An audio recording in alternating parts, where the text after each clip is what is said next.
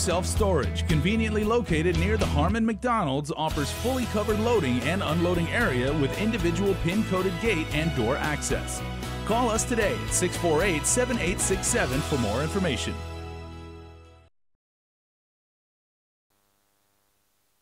Good morning, Guam, and thanks for starting your day the KUAM way Monday. Yay! So pumped up. The good news this morning, at least for now, Tropical Storm Watch canceled for Guam. This emoji. Right, you went many to the times. You went to the heavy weather briefing yesterday. Yeah, I was just up at Civil Defense in Again Heights, which most people, you know, I would probably say 99% of Guam will never go inside that building. It's the tiny little one in the hill embedded there, right next to Government House and everything, but there is so much tech, there are so many people. I mean, it's always a bustling center of activity, and basically the village mayors were just briefed on what was happening with the storm, and then we in the media got to go in there, and as you saw live on Facebook, right on this very page, they basically said that Guam was in no direct imminent threat to that point, and as we've seen, the storm overnight has kind of like veered a little bit to the north. Saipan is probably going to get some very, very strong winds and rain, so again, you know, if you're using that emoji, pray for our friends up north and everything like that. I know that the acting governor, Acting Governor Pelosi already, in anticipation of the storm, wrote President Trump for a declaration of emergency. Kind of feel bad for them, though. Terrible. Yeah.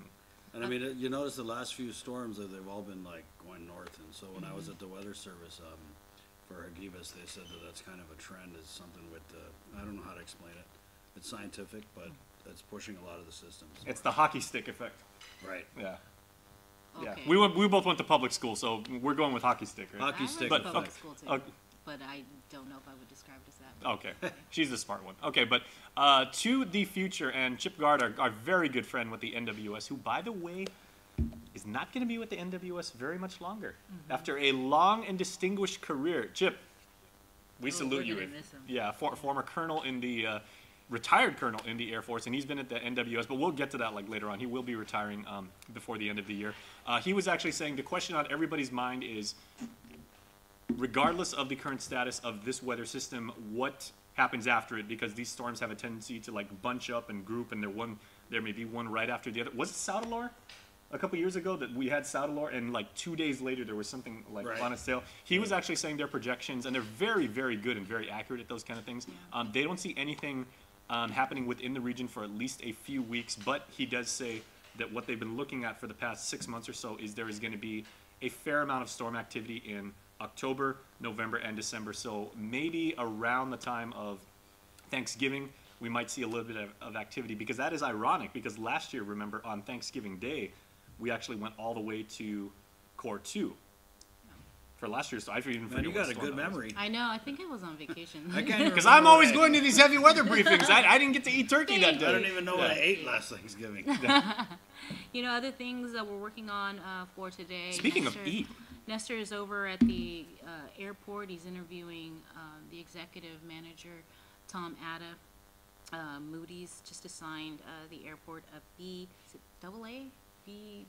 AA2 with a stable outlook on the airport's 2019 Series A and B general revenue bonds. What that means for the airport and everything else. They get to borrow more money. I don't know. But, you know, he is interviewing Tom Atta right now as we speak, and that's why he's not with us today. So look for that story tonight on Prime Time. But, okay, Mr. Barnett, you have actually graced us with... this guy's an amazing cook. Everybody should know that by now, but can you please describe what you have got there? Well, I've had a lot of bananas in the fridge, so I just made some banana bread for you guys.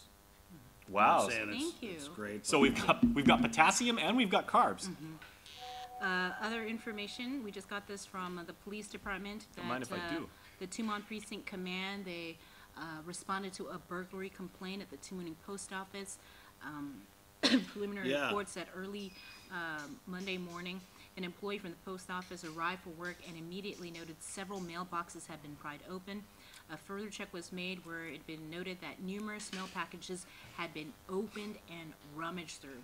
An assessment was made where officers discovered that the main entrance to the post office had been pried and damaged. The Guam Crime Stoppers is asking the help from the community. If you have any information, you're urged to go online and submit your tip at guam.crimestoppersweb.com. The burglary occurred on Monday, October 14th. That's when they received the complaint. The Tamuning post office packages were broken into and I believe rummaged through. So. Wow. This is amazing That's banana crazy. bread. Try it Sorry, out. not to take away from that All story, right. but wait. Okay, he just wants to eat the banana bread. Yeah, So I'm I on- guess I'm we'll on- just cut this short. I'm on Yeah, piece number that's it. 2. Thanks for Look, watching. Thanks Wait, for what kind of starting bananas do your you day use the KUAM way. The one that grows in the tree. the cooking bananas. All right, thanks, Jason, for Yeah. joining us and always distracting us.